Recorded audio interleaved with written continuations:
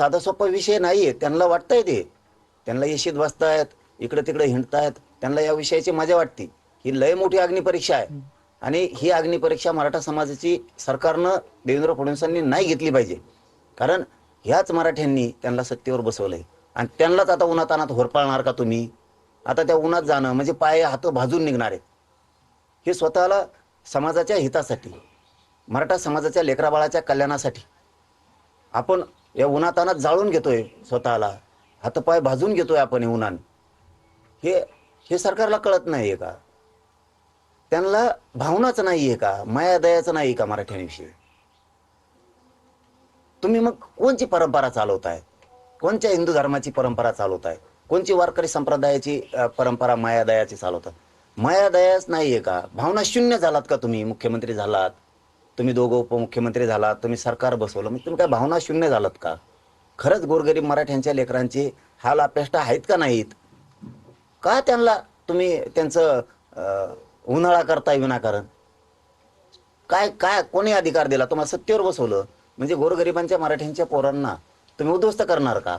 सरकार यासाठी नसतं. सरकार हे नाव कमवायसाठी असतं, गोरगरीब जनतेचे प्रश्न सोडवण्यासाठी असतं.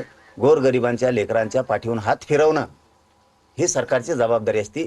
कारण मायबाप जसे असतात तसंच मायबाप सरकार सुद्धा असते.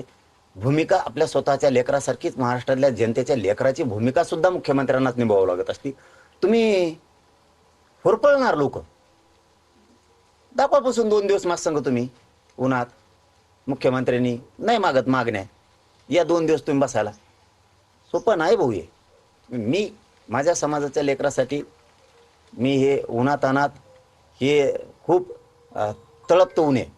हे ऊन साधं नाही आहे. मे महिन्याचं हे ऊन आहे, ते तप्त तळपतं ऊन म्हणतात ना, तसा आग ओकतोय सूर्यवरून, आग ओकतोय आग. आणि त्याच्यामध्ये आपल्या समाजाच्या लेकराच्या हितासाठी मी उन्हात तरफडतो. उद्देश काय? मी सावलीत बसू शकलो असतो.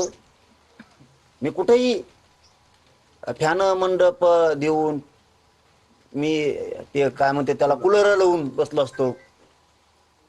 का भाजून घेतोय मला? मी माझ्या समाजाच्या लेकरा बाळाचं, लेकी बाळींचं वाटोळं होऊ नये म्हणून उन्हातानं स्वतःला भाजून घेतोय ना.